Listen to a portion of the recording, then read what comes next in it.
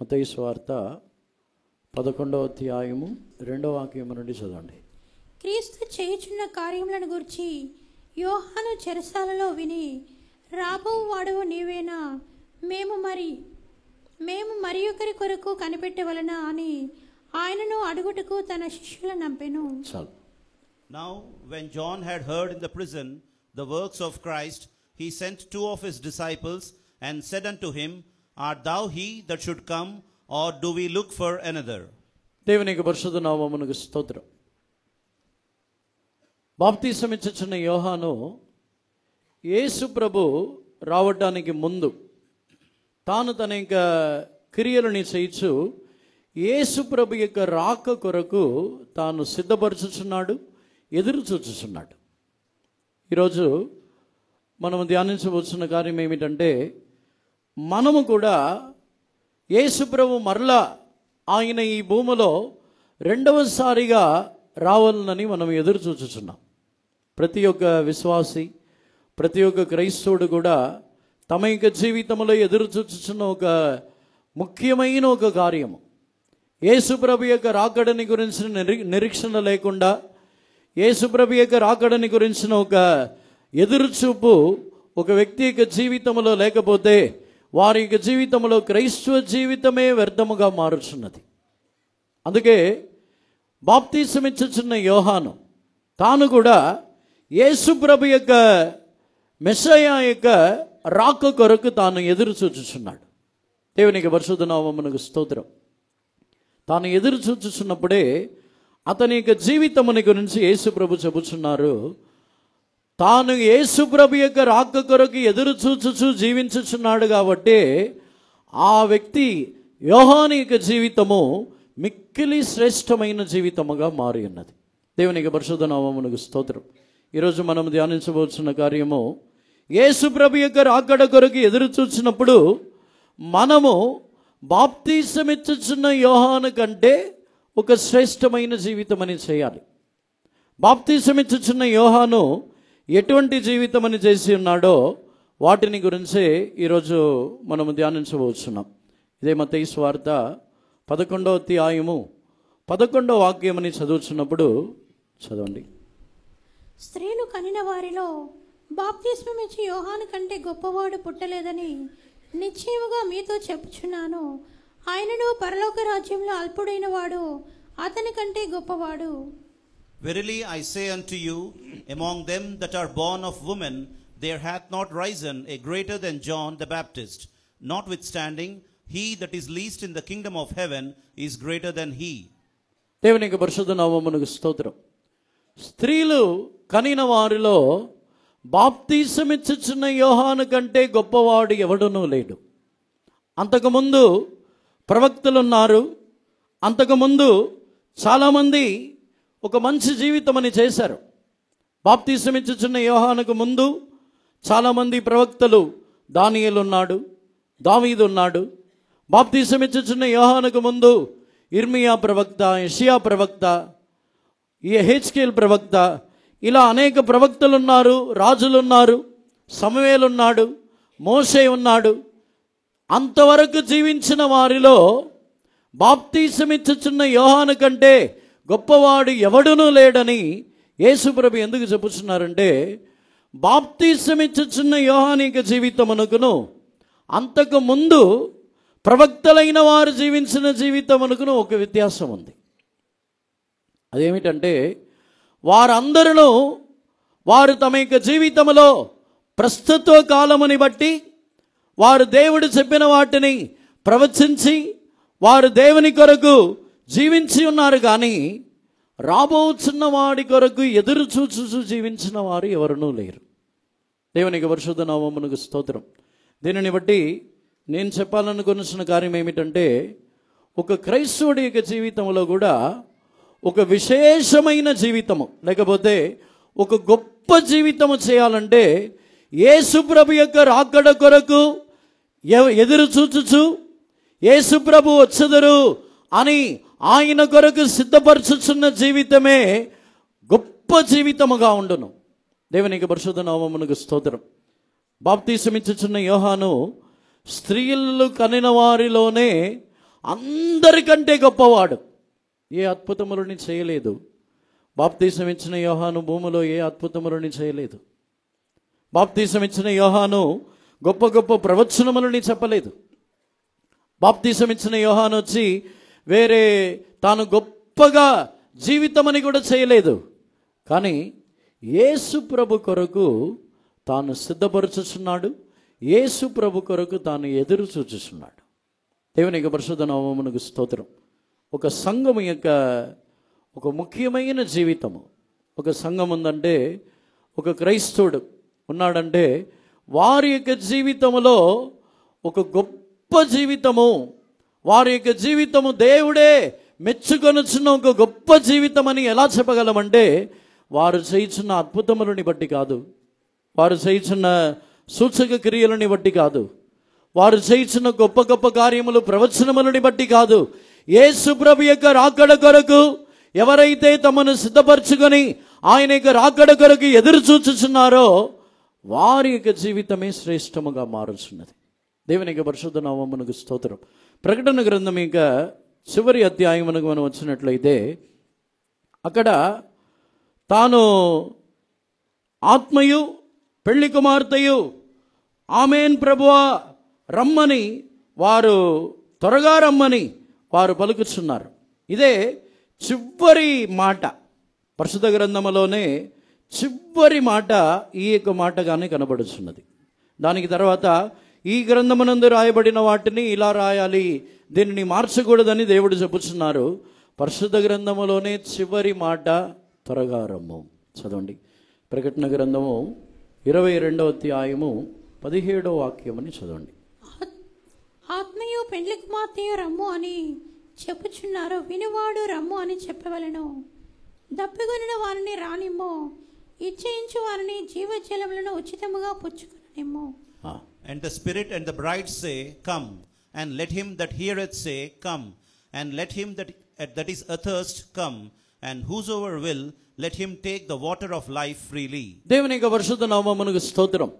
పరిశుద్ధ గ్రంథములోనే చివరిగా అపోస్తలుడైన యోహానుకు దేవుడు బయలుపరిచి ముగించుచున్న మాట, ఆత్మయు పెళ్లి కుమార్తెయు త్వరగా రమ్మని చెప్పుచున్నారు, వినువాడును రమ్మని చెప్పునుగాక.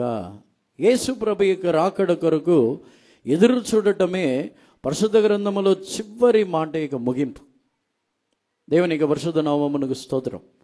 ఆత్మీయ జీవితంలో కూడా ఒక వ్యక్తి యొక్క జీవితంలో ఉన్న శ్రేష్టమైన జీవితము, అతడి యొక్క జీవితంలో మిగిలినవన్నీ తాను ప్రవచనములు చెప్పి అద్భుతములు చేసి గొప్ప గొప్ప కార్యములు చేసి భూమిలో ఎన్ని కార్యములు చేసినను ఎవరైతే త్వరగా రమ్ము ప్రభువా, త్వరగా రండి, మీరు త్వరగా రావాలను అని ఎదురు చూచు జీవించుచున్నారో వారి యొక్క జీవితమే శ్రేష్టముగా మారుచున్నది. ఒకవేళ మనం త్వరగా రమ్మని చెప్పిన యేసు ప్రభు తండ్రి నిర్ణయించిన కాలంలోనే వచ్చుచున్నారు. తండ్రి ఎప్పుడు నిర్ణయించి ఉన్నారో ఆ కాలంలోనే యేసు ప్రభు ఆయన తన యొక్క రాకడలో ప్రత్యక్షమవుతున్నారు. ఆమేన్ ప్రభువా త్వరగా రమ్మని చెప్పినంత మాత్రము మనం అనుకొనుచున్న సమయంలో రారు.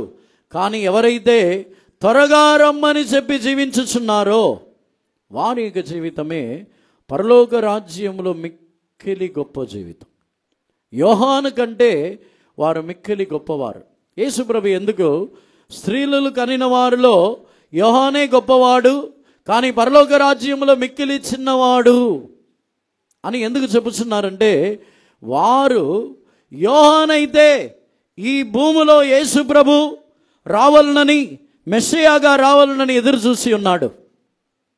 వారిని యూదులైన వారి యొక్క రక్షణ కొరకు, అనేక పాపములో ఉండి రక్షణ కొరకు రావాలని ఎదురు చూసి ఉన్నాడు. కానీ మనమైతే ఈ లోకమునే విడిచి వెళ్ళవలనని, పరలోక రాజ్యములో నిత్యముగా జీవించవలనని, ఆయనతో కూడా నివాసము చేయవలనని మనం ఎదురు చూచుచున్నాం. అందుకే బాప్తీసం ఇచ్చుచున్న యోహాను కంటే పరలోక రాజ్యములో మిక్కిలి చిన్నవాడు, తాను బాప్తీసం ఇచ్చుచున్న యోహాను కంటే గొప్పవాడు అని చెప్పినట్లయితే, యోహాను జీవించిన జీవితము కంటే ఒక గొప్ప జీవితమని చేయుచున్నారు. దేవునికి పరిశుద్ధ నామమునకు స్తోత్రం.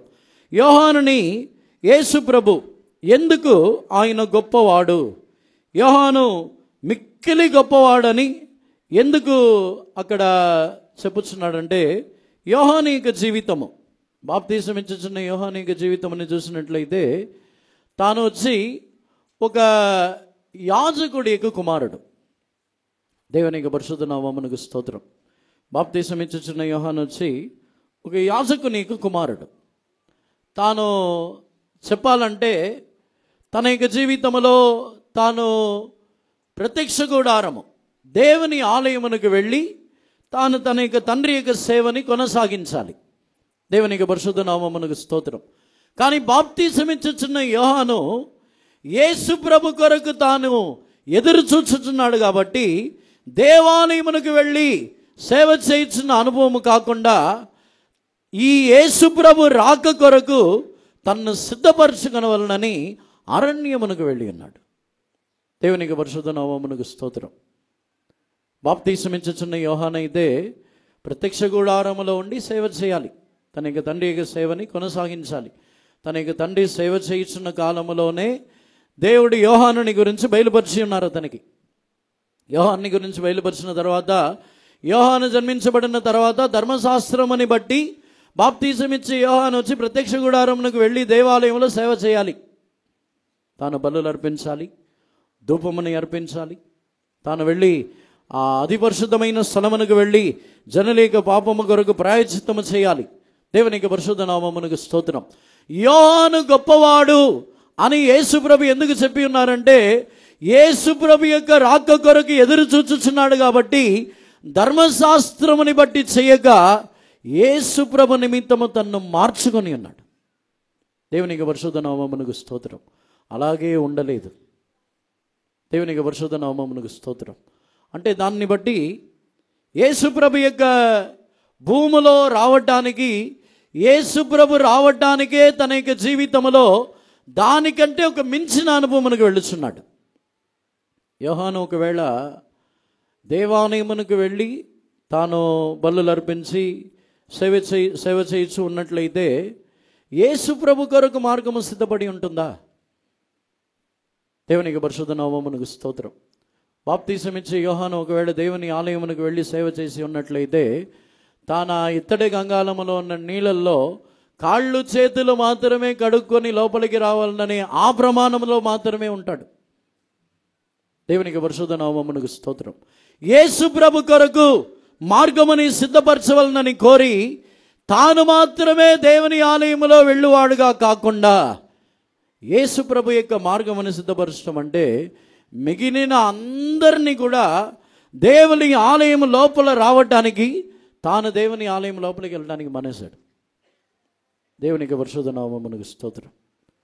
బాప్తీసం ఇచ్చుచున్న యోహాన్ని ఎందుకు దేవుడు యేసుప్రభు మిక్కిలి గొప్పవాడు అని అంటున్నారంటే, యాక్చువల్గా చెప్పాలంటే తాను దేవుని ఆలయమునకు వెళ్తే తనకు సంతోషం, తాను మాత్రమే ఆశీర్వదింపబడుచున్నాడు. ఒక యాజకుడుగా దేవుని మహిమని చూస్తాడు. ఒక యాజకుడుగా తన జీవితంలో తనకు కావలసిన మాటల్ని వింటాడు. ఆ ప్రత్యక్ష గుడారంలో ఉండి ఒక ఘనతతో ఉంటాడు. ప్రత్యక్ష గుడారంలో ఒక యాజకునికి ఇశ్రాయేల్ దేశంలో మిక్కిలి ఘనత ఉంది, గొప్ప ఘనత. ఆ ఇశ్రాయేల్ జనులు అందరూ కూడా వారి యాజకుల యొద్దకు వెళ్ళి బలి అర్పించి తమ యొక్క పాపదోషములని ఒప్పుకొని ఇలా ఒక గొప్ప ఘనతని యాజకుడికి ఇచ్చుచున్నారు. కానీ ఈ బాప్తీసం ఇచ్చుచున్న యోహాను యేసు ప్రభు యొక్క రాక కొరకు ఎదురు చూస్తున్నాడు కాబట్టి ఆ ఘనత తనకు అవసరం లేదు. యేసు ప్రభు యొక్క రాక కొరకు ఎదురు చూస్తున్నాడు కాబట్టి భూమిలో తనకు కలుగుతున్న ఘనత అవసరం లేదు. తనకు కావలసినది యేసు ప్రభు రావటానికి ముందు దేవుని ఆలయములో అందరిని ప్రవేశించడానికి మార్గము తెరవబడాలి. కాళ్ళు చేతులు మాత్రం కడిగి ప్రత్యక్ష గుడారం యొక్క ఆవరణములో మాత్రమే రాగలరు. అందుకే యేసు ప్రభుకు మార్గము తెరవటానికి కాళ్ళు చేతులు మాత్రమే కాదు, ఇత్తడి గంగాళములో ఉన్న నీళ్లు చాలదని చెప్పి యోర్దాను నది యొద్దకు వెళ్ళిపోయాడు. దేవునికి పరిశుద్ధ నామమునకు స్తోత్రం. యేసుప్రభు ఎందుకు యోహాన్ని గొప్పవాడు అని చెప్పుచున్నారంటే, యోహాను యొక్క దృష్టిలో జనుల యొక్క శుద్ధీకరణకి, జనులు పరిశుద్ధపరచబడుటకు ఈ ఇత్తడి గంగాళములో ఉన్న ఈ నీళ్లు చాలదు. ఈ నీళ్ల ద్వారా వీరు దేవుని యొద్దకు సమీపించి రాలేరు, యేసుప్రభు యొద్దకు సమీపించి రాలేరు అని చెప్పి ఆ నీళ్లు చాలదని యోర్దాను నది యొద్దకు వెళ్ళిపోయాడు. అవి ప్రవహించి వచ్చుచున్న నది, ఏమాత్రము నీళ్లు కొదువై లేకుండా ప్రవహించుచు వచ్చుచున్న ఒక నది యొద్దకు వెళ్ళిపోయాడు. ఎందుకంటే మనుషుల యొక్క పాపములు కడుగబడి వాళ్ళు నడునెత్తి నుండి అరికాలు వరకు మునిగిన వారై, వారు ప్రత్యక్ష గుడారం యొక్క ఆవరణములో మాత్రమే కాదు, వారు దేవుని ఆలయం యొక్క కృపాసనం యొద్దకు రావాలి. అందుకే ఒక మార్గముని యోహాను సిద్ధపరచుచున్నాడు. దేవునికి పరిశుద్ధ నామమునకు స్తోత్రం.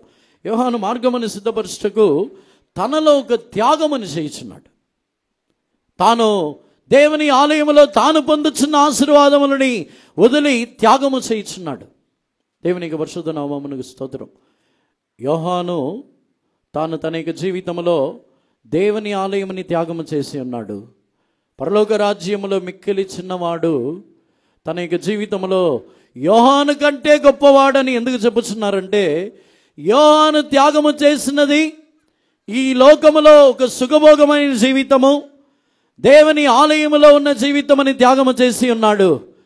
కానీ పరలోక రాజ్యము నిమిత్తము మిక్కిలి చిన్నవారు తమ యొక్క ప్రాణమునే త్యాగము చేయుచున్నారు. పరలోక రాజ్యము నిమిత్తము మిక్కిలి చిన్నవారు, పరలోక రాజ్యములో ఉన్న మిక్కిలి చిన్నవారు క్రీస్తు నిమిత్తము దేనినైనను వారు త్యాగము చేయుటకు సిద్ధమైన వారు. అందుకే యోహాను కంటే వారు గొప్పవారు అని చెప్పుచున్నాడు. యోహాను ఎందుకు గొప్పవాడంటే, ఒక కారణము తాను దేవుని ఆలయమని క్రీస్తు నిమిత్తము త్యాగము చేశాడు. దేవుని యొక్క పరిశుద్ధ నామమునకు స్తోత్రం.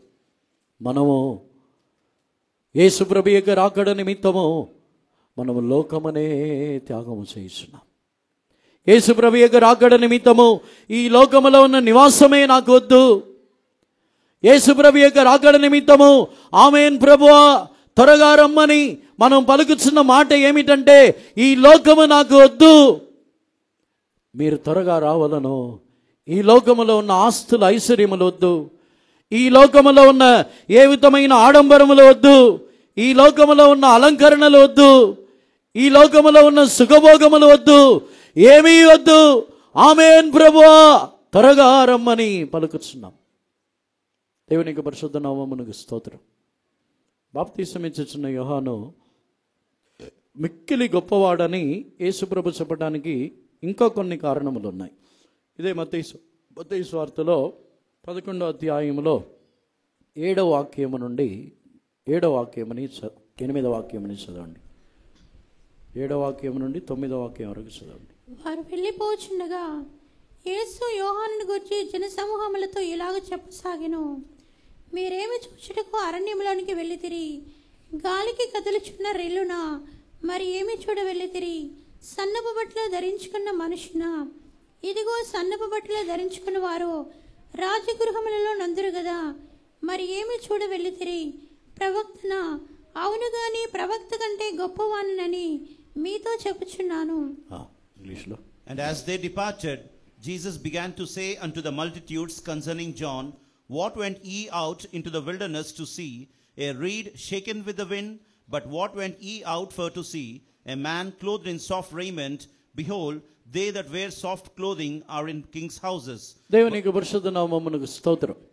యేసు ప్రభు యోహానుని గురించి, బాప్తిసం ఇచ్చుచున్న యోహానుని గురించి చెప్పుచున్నప్పుడు, మీరు అరణ్యమునకు దేనిని చూచుటకు వెళ్ళితిరి? గాలికి కదులుచున్న రెళ్ళుని చూచుటకు వెళ్ళితిరా? దేవునికి పరిశుద్ధ నామమునకు స్తోత్రం. అరణ్యమునకు వెళ్తే గాలికి ఆ రెళ్ళు, అక్కడ ఎదిగే గడ్డి రెళ్ళు అన్నీ కదులుచూనే ఉంటాయి, అవి స్థిరముగా ఉండవు. దేవునికి పరిశుద్ధ నామమునకు స్తోత్రం. అరణ్యములో స్థిరముగా కనపడుచున్నవి ఏది కనపడదు. అరణ్యములో గాలికి రెళ్ళు కదులుచూ ఉంటాయి. అరణ్యములో గాలికి ఇసుక ఎగురుచునే ఉంటాయి, గాలికి చెట్లు కదులుతాయి. అరణ్యంలో ఒక స్థిరమైన అనుభవంని అక్కడ చూడలేం. వాతావరణంలో కూడా అరణ్యంలో ఒక స్థిరమైన అనుభవం ఉండదు. దేవునికి పరిశుద్ధ నామమునకు స్తోత్రం. యేసుప్రభు దానిని అడుగుతున్నారు, మీరు గాలికి కదులుచున్న రెళ్ళని చూడటానికి వెళ్ళి ఉన్నారా?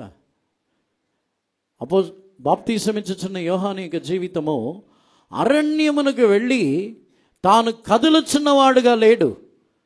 మీరు గాలికి కదులుచున్న రెళ్ళని చూచుటకు వెళ్ళి ఉన్నారా? అతడు కదులుచున్నవాడుగా లేడు, తాను స్థిరమైన వాడుగా ఉన్నాడు. దేవునికి పరిశుద్ధ నామమునకు స్తోత్రం.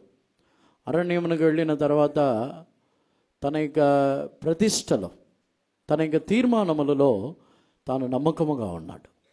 మత్తయి సువార్త 3వ అధ్యాయంలో యోహాను యొక్క ఆహారము, యోహాను యొక్క వస్త్రములని చూసినట్లయితే అక్కడ ఒక యాజకుని యొక్క వస్త్రం అతనికి లేదు, ఒక యాజకుని యొక్క ఆహారము కూడా అతనికి లేదు. చదవండి మత్తయి సువార్త 3వ అధ్యాయము 4వ వాక్యముని చదవండి. ఈ యోహాను కంటే యోహాను ఒంటి రోమముల వస్త్రమును మొల చుట్టూ తోలు దట్టియు ధరించుకున్నవాడు, మిడతలను అడవి తేనియు అతనికి ఆహారము. And the same John had his raiment of camel's hair and a leathern girdle about his loins, and his meat was locusts and wild honey. దేవునికి పరిశుద్ధ నామమునకు స్తోత్రం.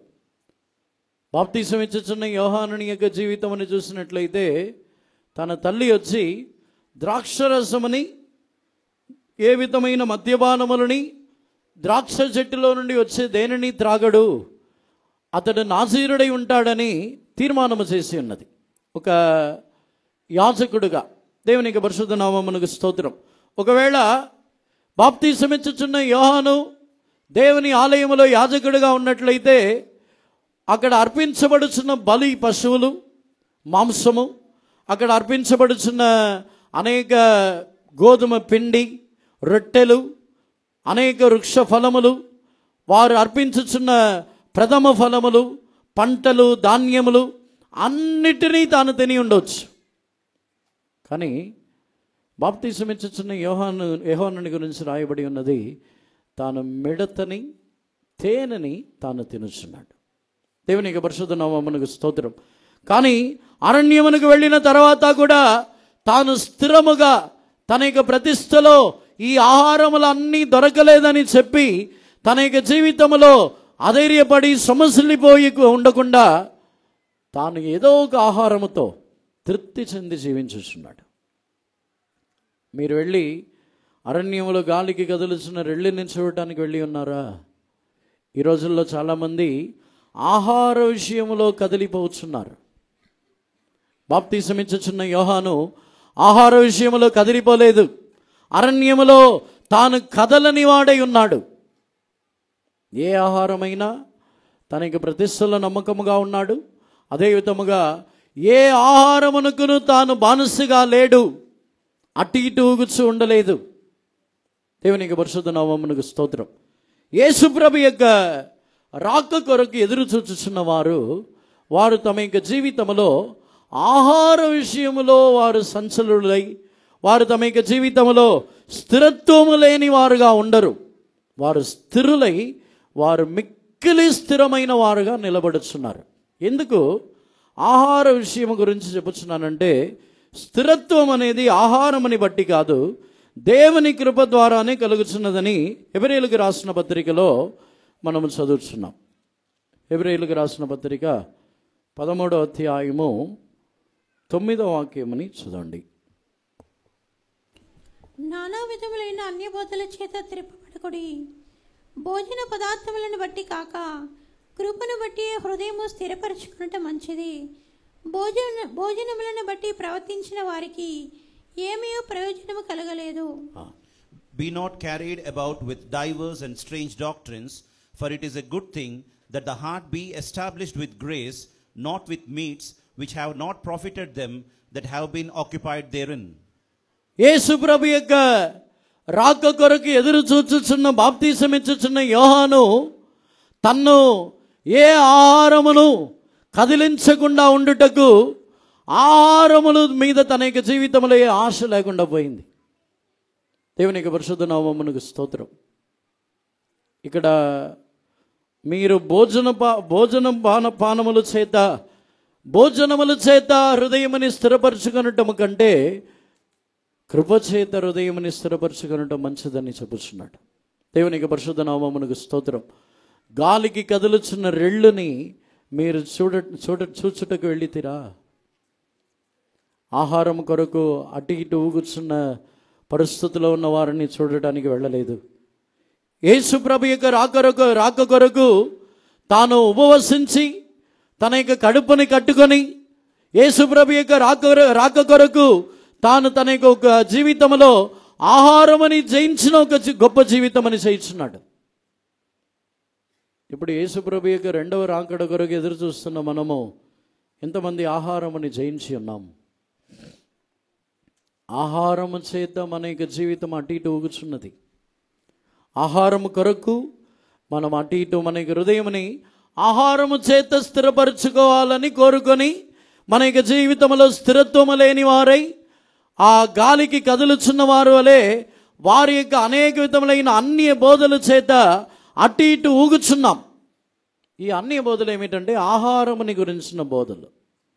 ఆ హెబ్రీయులకు రాసిన పత్రికలు చదివినప్పుడు నానా విధములైన అన్య బోధల చేత త్రిప్పబడకుడి.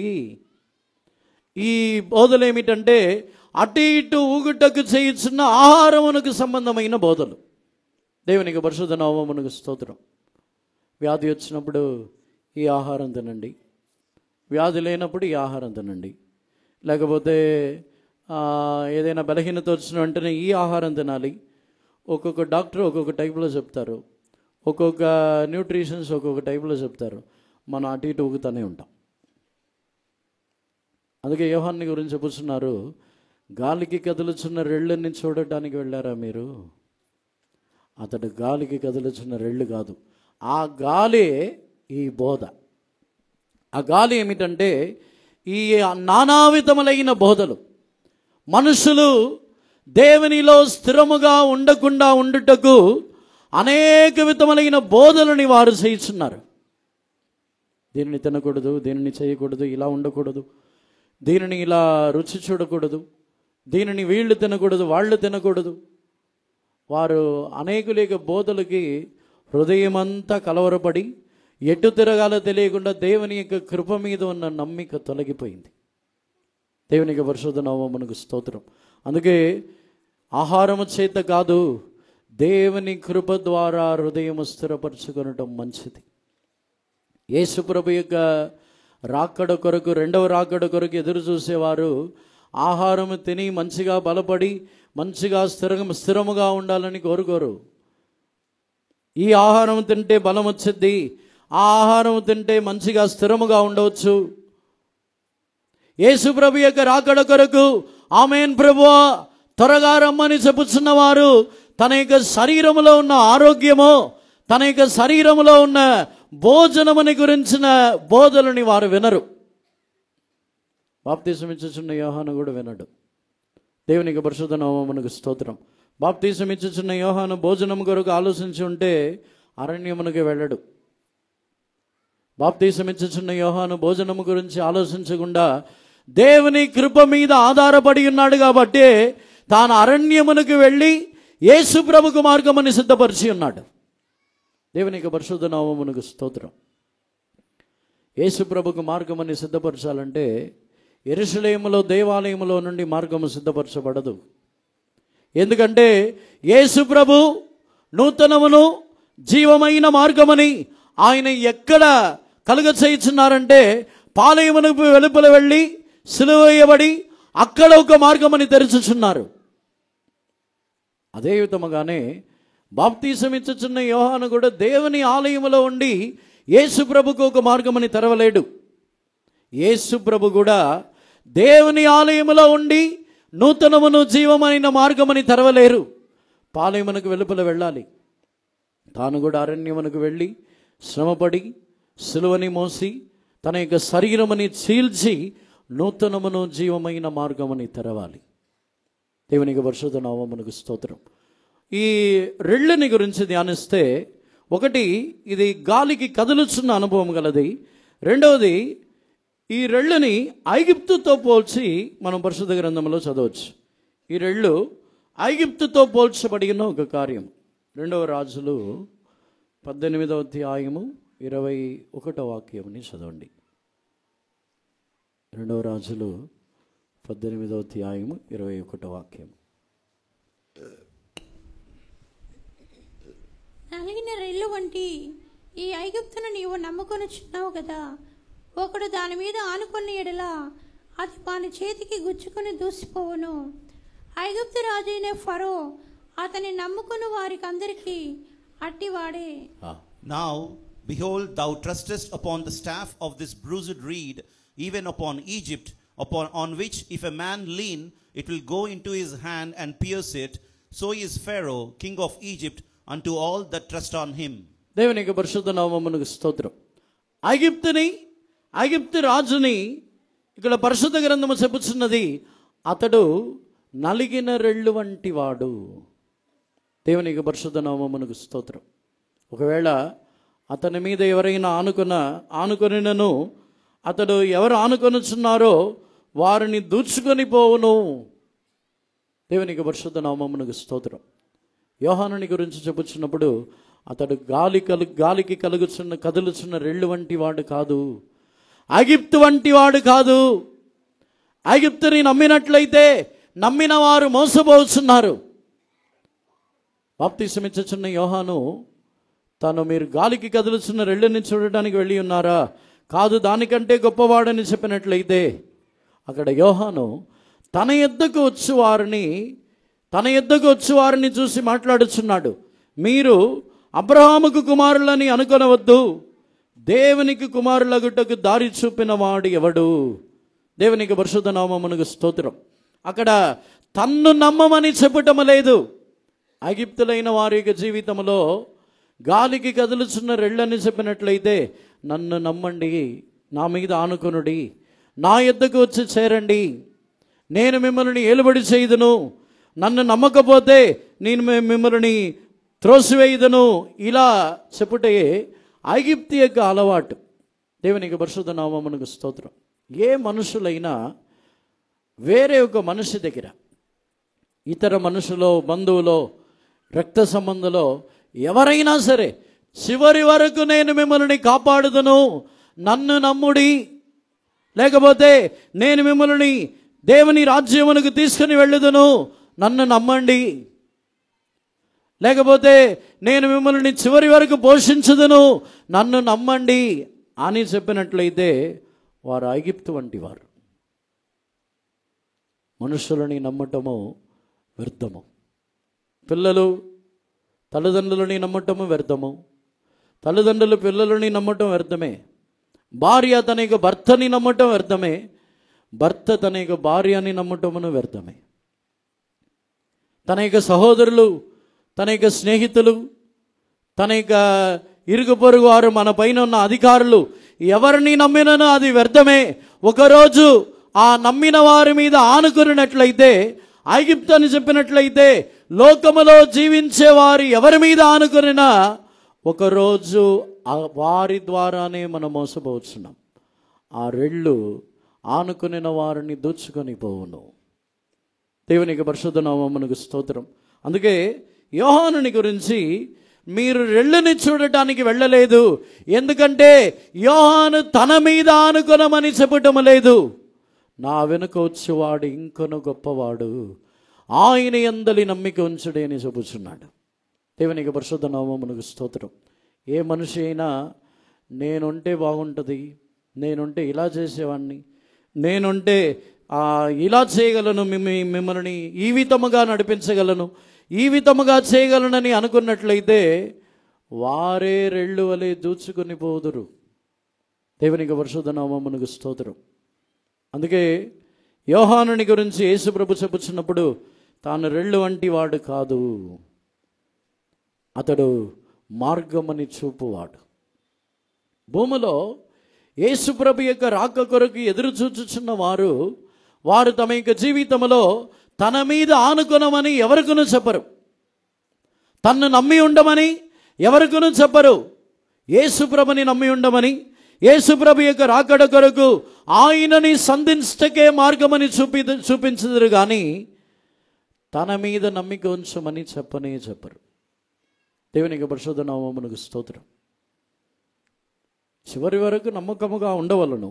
ఒక మనిషి తన యొక్క జీవితంలో తన యొక్క భార్యకైనను, భర్తకైనను, పిల్లలకైనను, తల్లిదండ్రులకైనను చివరి వరకు నమ్మకముగా ఉండవలను. కానీ నన్ను నమ్ముకొని ఉండమని ఎవరికైనా చెప్పకూడదు. దేవునికి పరిశుద్ధ నామమునకు స్తోత్రం. యోహాను కూడా తన్ను నమ్ముకొని ఉండమని చెప్పలేదు. నేను మార్గము చూపించుచున్న వాడిని, అరణ్యములో ఆయన కొరకు త్రోవ కలుగ చేయుచున్న ఒక స్వరము, ఒక శబ్దమని చెప్పుచున్నాడు. దేవునికి పరిశుద్ధ నామమునకు స్తోత్రం. మేము ఏమి చేయవలను? యోహాను యొద్దకు వెళ్ళి చాలామంది అడిగి ఉన్నారు, మేము ఏమి చేయాలి, నన్ను ఆనుకోండి అని చెప్పలేదు. మీరు మారు మనసు పొంది ఈ కార్యములని వదిలివేయండి. యేసు ప్రభుకి మార్గమని సిద్ధపరచుచున్నాడే తప్ప తన్ను నమ్ముకొని ఉండమని చెప్పటం లేదు. దేవునికి పరిశుద్ధ నామమునకు స్తోత్రం. అందుకే మీరు అరణ్యములో గాలికి కదులుచున్న రెళ్ళని మీరు చూడడానికి వెళ్ళి ఉన్నారా? కాదు. లేకపోతే ఎవరిని చూడడానికి వెళ్ళి ఉన్నారు? మీరు సన్నపు నార బట్టలని ధరించుకున్న వారిని చూడడానికి వెళ్ళి ఉన్నారా?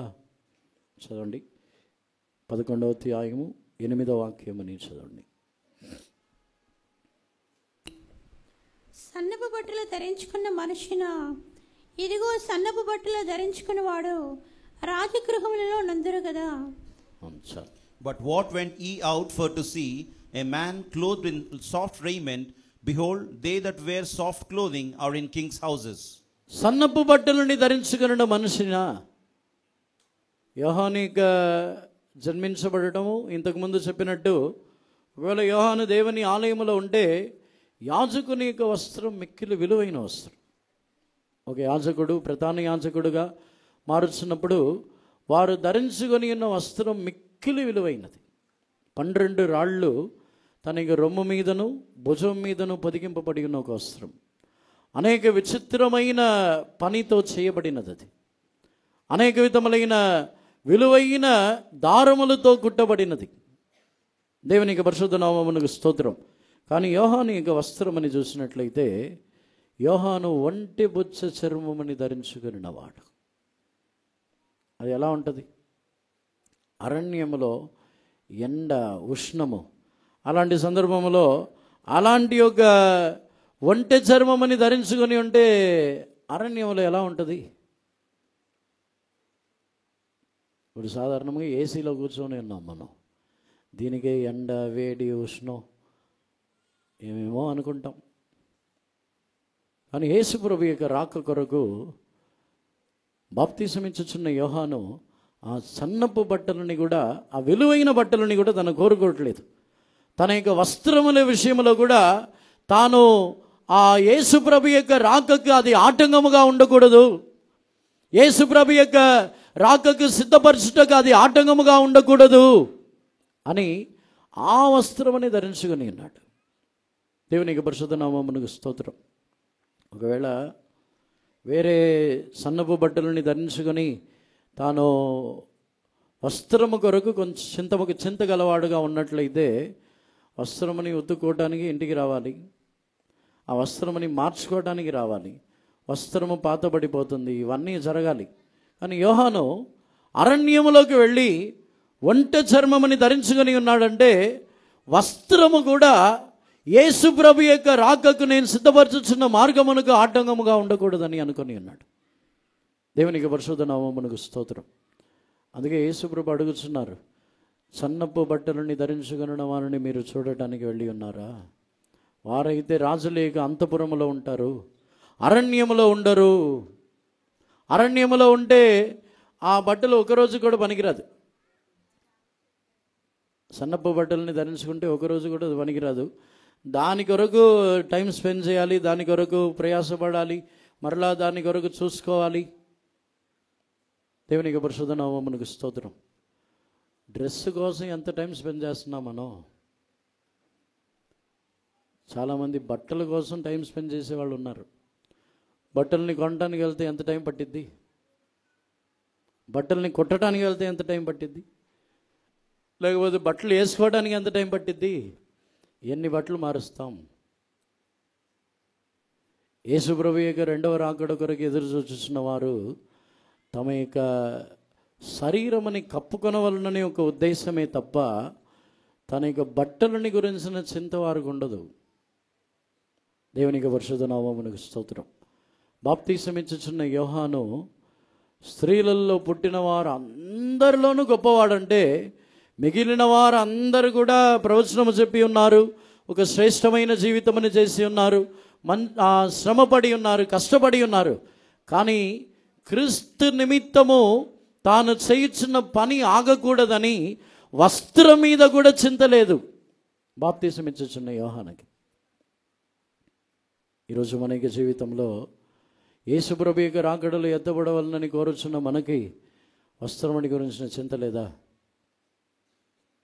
వస్త్రముని గురించిన చింత లేని వారుగానే ఉన్నామా? ఎవరైనా సరే, సేవకులైనను విశ్వాసులైనను దాని గురించి ఎంత చింతపడుచున్నాం? వస్త్రము కొరకు ఎంత చింతగలవారుగా మారుచున్నాం? దేవునికి పరిశుద్ధ నామమునకు స్తోత్రం. దాని కొరకు ఎన్నో ప్రయాసములు మన టీపీఎం సంఘంలో అది కూడా ఒక అలవాటు అయిపోయింది. వస్త్రముని గురించిన చింత. వస్త్రములు మనల్ని పరలోక రాజ్యమునకు తీసుకుని వెళ్ళదు. దేవునికి పరిశుద్ధ నామమునకు స్తోత్రం.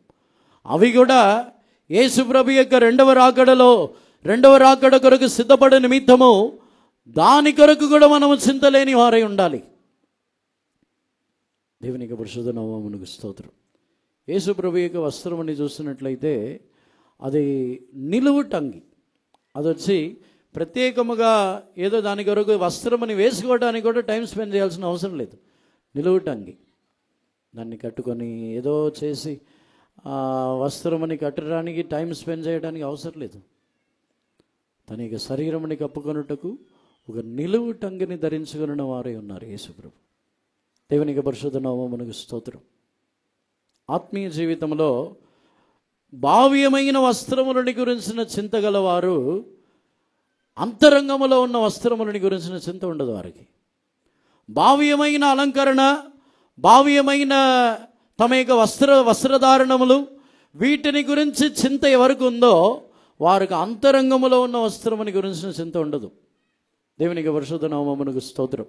పేతురు రాసిన పత్రికలో మనమందరం ఎరిగి ఉన్న ప్రకారముగానే వెలుపటి అలంకారం మనకు అలంకారముగా ఉండక సాధువైనట్టు మృదువైనట్టు ఉన్న అక్షయ అలంకారము, అంతరంగములో ఉన్న అలంకారము. తమ యొక్క జీవితంలో భావ్యముగా వస్త్రములని గురించి అధికముగా చింతగలవారు అంతరంగములో సాత్వికమును దీన మనసు గలవారుగా ఉంటారనేది చెప్పలేం.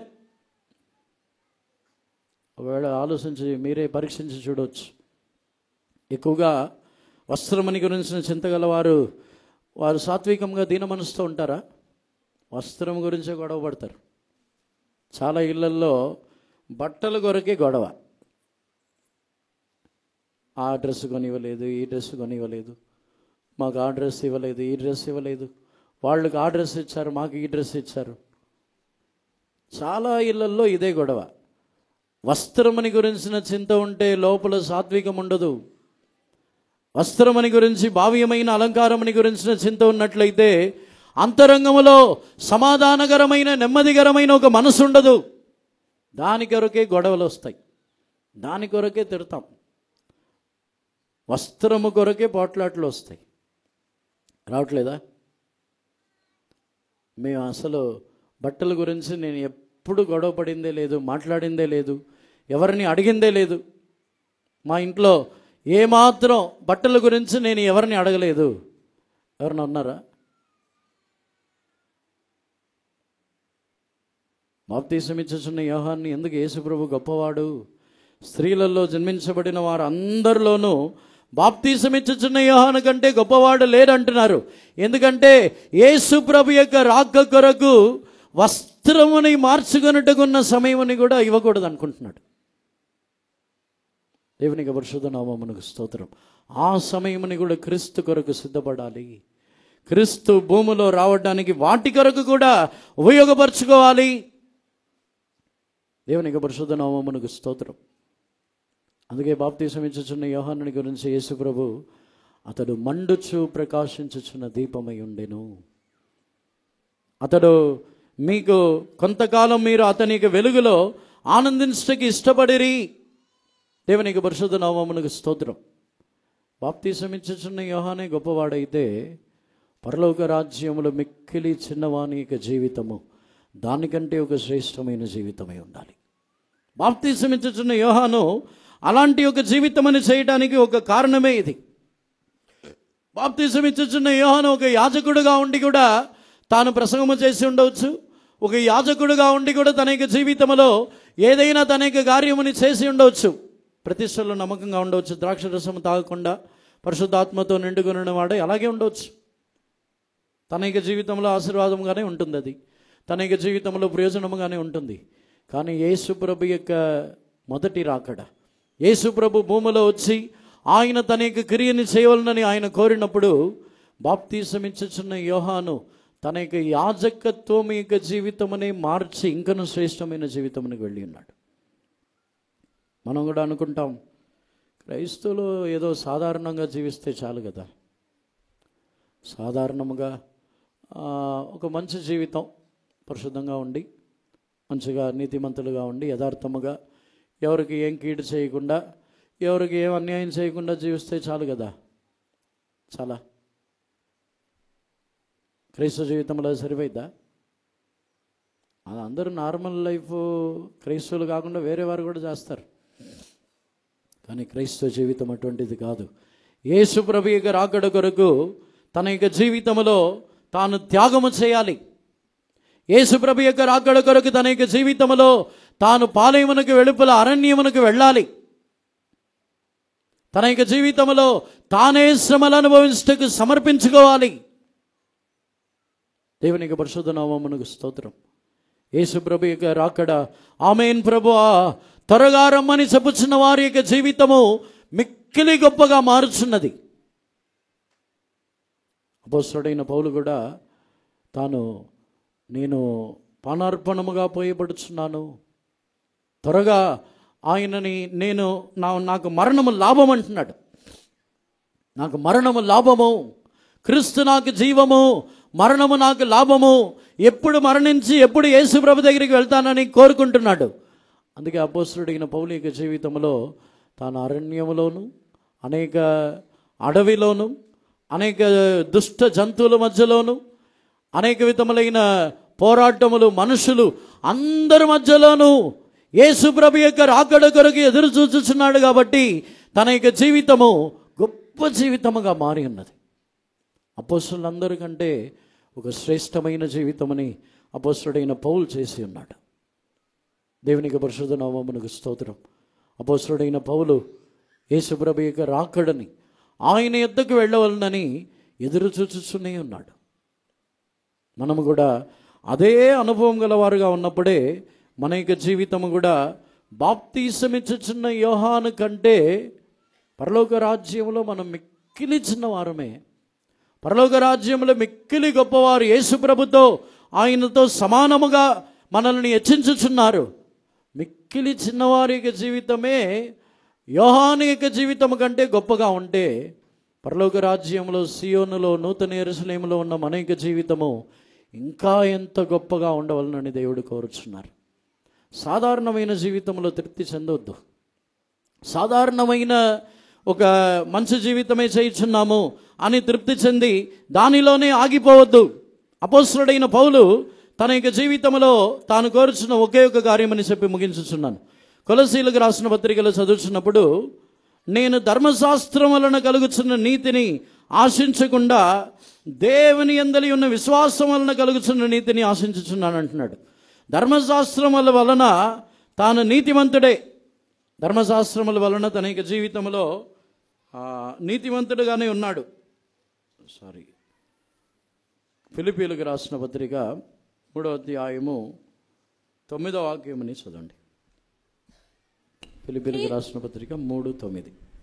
క్రీస్తును సంపాదించుకొని ధర్మశాస్త్ర మూలమైన నా నీతిని గాక క్రీస్తునందలి విశ్వాసము వలనైన నీతి అనగా విశ్వాసమును బట్టి దేవుడు అనుగ్రహించు నీతి గలవాడనై ఆయన యందు అగపడు నిమిత్తమును ఏ విధము చేత నేను మృతులలో నుండి నాకు పునరుత్థానము కలగవలనని ఆయన మరణ విషయంలో నా సమానుభవము గలవాడనై ఆయనను ఆయన పునరుత్థాన బలమును ఎరుగు నిమిత్తమును ఆయన శ్రమలలో పాలువారనగుట ఎట్టితో ఎరుగు నిమిత్తమును సమస్తమును నష్టపరచుకొని వాటిని పెంటతో సమానముగా ఎంచుకొనుచున్నాను. And be found in him, not having mine own righteousness which is of the law, but that which is through the faith of Christ, the righteousness which is of God by faith. పౌలు ధర్మశాస్త్రముని బట్టి కలుగుతున్న నీతిని కోరటం లేదు. ధర్మశాస్త్రముని బట్టి నీతి అని చెప్పినట్లయితే పరిశుద్ధముగా ఉన్నాను, నేను నమ్మకస్తుని, దశమభాగంలో నమ్మకంగా ఉన్నాను, ఉపవసించుచున్నాను. తన జీవితంలో ధర్మశాస్త్రముని బట్టి ఈయన కలుగుతున్న నీతి అది పౌలుకి చాలట్లేదు. నేను పరిశుద్ధుడినే, నేను నీతిమంతుడినే, నేను ఎంతో యథార్థముగా ఉన్నాను, ఉపవసించుచున్నాను, ప్రార్థించుచున్నాను, నేను ఎంతో భక్తిగా ఉన్నాను, ఎవరికి కీడు చేయట్లేదు, ఇవన్నీ ధర్మశాస్త్రముల వలన కలుగుతున్న నీతి. నేను క్రీస్తుని సంపాదించుటకు ధర్మశాస్త్రముల వలన కలుగుతున్న నీతి కాకుండా విశ్వాసము ద్వారా దేవుడు అనుగ్రహించుచున్న నీతి కావాలంటున్నాడు. దానికి మించిన ఒక అనుభవం అది. దేవునికి పరిశుద్ధ నామమునకు స్తోత్రం.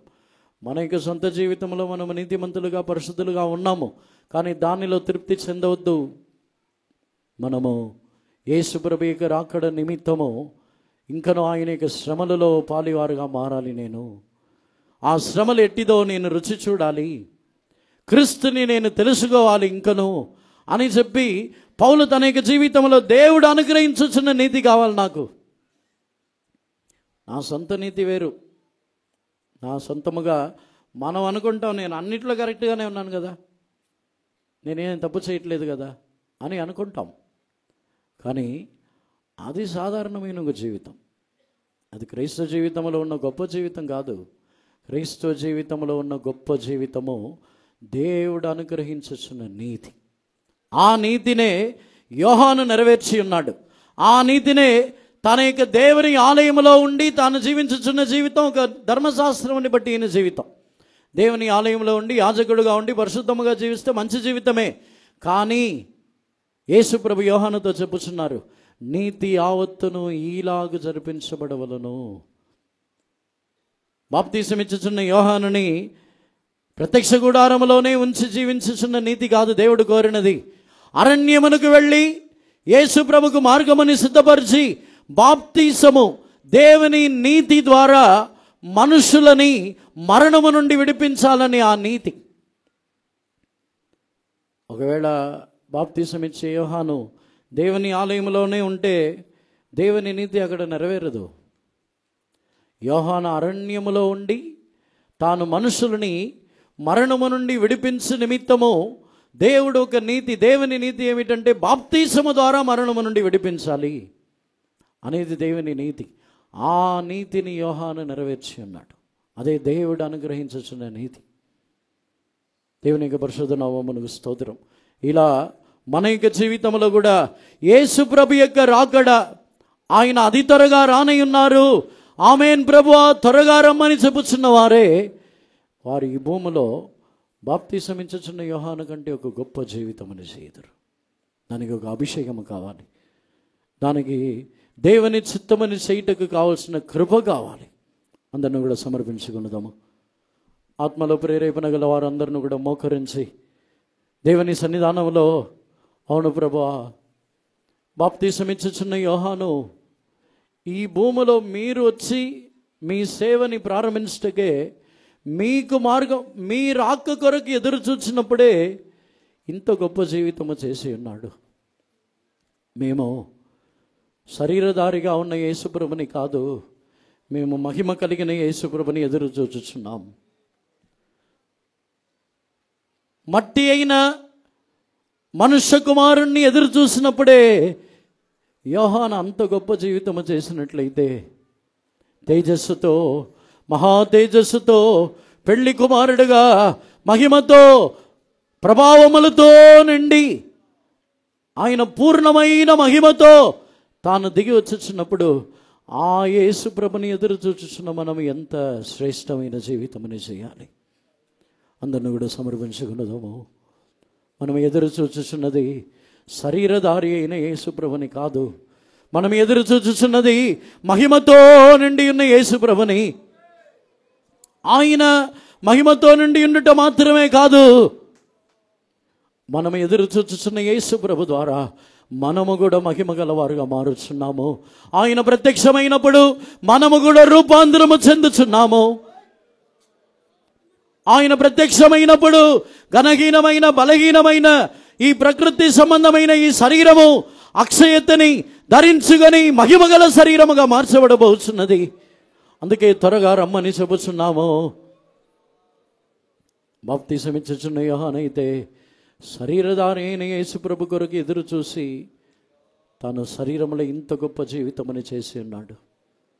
దాని ద్వారా యేసు ప్రభుకి ఎదురు చూడటము ద్వారా, యేసు ప్రభు కొరకు యోహాను ఎదురు చూడటము ద్వారా తాను మార్గముని సిద్ధపరిచి ఉన్నాడని ఒక సంతోషము, ఆయన వచ్చి ఉన్నాడని ఒక సంతోషము.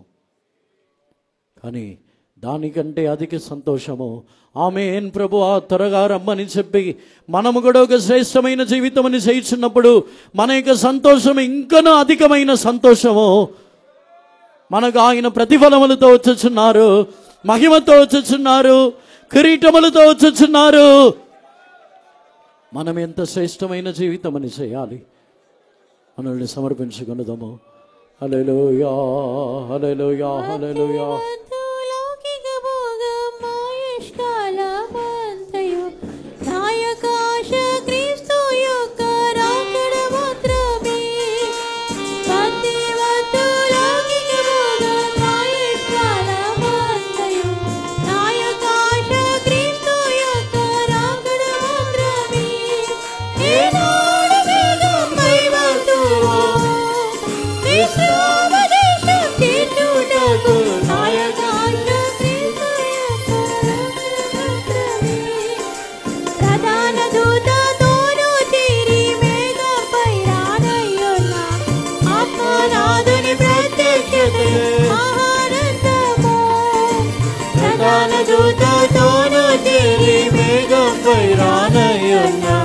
ఆత్మనాథుని ప్రత్యక్షతే ఆనందము.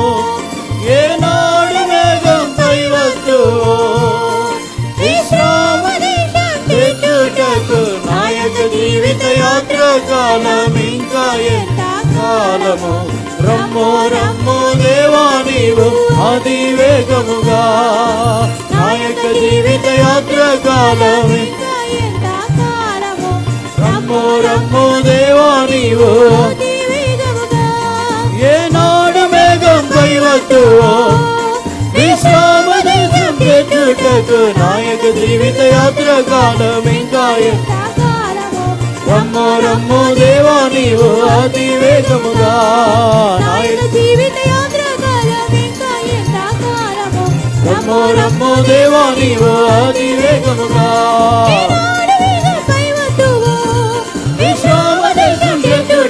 నాయక జీవిత యాత్ర కాలం ఇంకా ఎంత కాలము. రమ్మో రమ్మో దేవా నీవు ఆమేన్. నాయక జీవిత యాత్ర కాలం ఇంకా ఎంత కాలము. హల్లెలూయా. నాయక జీవిత యాత్ర కాలం ఇంకా ఎంత కాలము. రమ్మో రమ్మో దేవా నీవు ఆమేన్. నాయక జీవిత యాత్ర కాలం ఇంకా ఎంత కాలము. రమ్మో రమ్మో దేవా నీవు అతి వేగముగా, నాయక జీవిత యాత్ర కాలం ఇంకా ఎంత కాలము. రమ్మో రమ్మో దేవా నీవు అతి వేగముగా, నాయక జీవిత యాత్ర కాలం ఇంకా ఎంత కాలము. రమ్మో రమ్మో దేవా నీవు అతి వేగముగా. యేసు ప్రభు త్వరగా రమ్మని మనం వేడుకున్నట్లయితే మన జీవితంలో ఆటంకములుగా ఉన్న ప్రతిదీ కూడా త్వరగా మనలో నుండి తొలగిపోవచ్చున్నది. లేదు మనం అనుకొనుచున్నాము నా జీవితంలో ఈ బంధకములున్నాయి, ఈ కట్లున్నాయి, ఈ రుణములున్నాయి, ఇవన్నీ తీర్చడానికి కొంతకాలము కావాలి, యేసు ప్రభు రావటానికి నా జీవితం మార్చుకోవటానికి కొంచెం కాలం కావాలి, ఆలస్యం అవుతే బాగుంటుందంటే మన యొక్క విడుదల కూడా ఆలస్యం అవుతున్నది. చాలామంది యేసు ప్రభు కొంచెం ఆలస్యంగా వస్తే బాగుంటుందని అనుకుంటున్నారు. అందుకే వారి యొక్క విడుదల, వారి యొక్క రుణ బాధలు, బంధకములు, ఆటంకములు కూడా తొలగిపోవుటకు ఆలస్యం అవుతున్నది.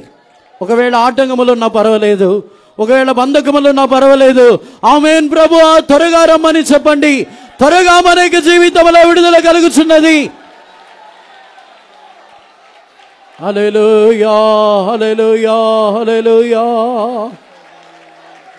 ఏనాడు మేఘంపై వత్తువో విశ్రామ దేశం చేర్చుటకు నా యొక్క జీవిత యాత్ర కాలం ఇంకా ఎంత కాలము. రమ్మో రమ్మో దేవా నీవు. ఆమేన్. విశ్రామ దేశం చేర్చుటకు నా యొక్క జీవిత యాత్ర కాలం ఇంకా ఎంత కాలము. రమ్మో రమ్మో దేవా నీవు. ఆమేన్. నా యొక్క జీవిత యాత్ర కాలం ఇంకా ఎంత కాలం. రమ్మో రమ్మో దేవా నీవు. ఆమేన్.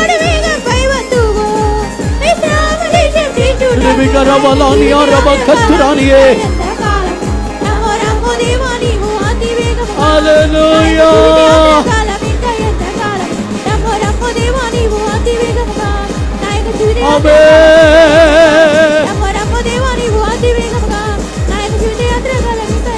హల్లెలూయా.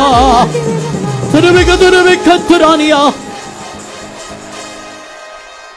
తురువిక తురువిక రవలానియా రవక తురానియే.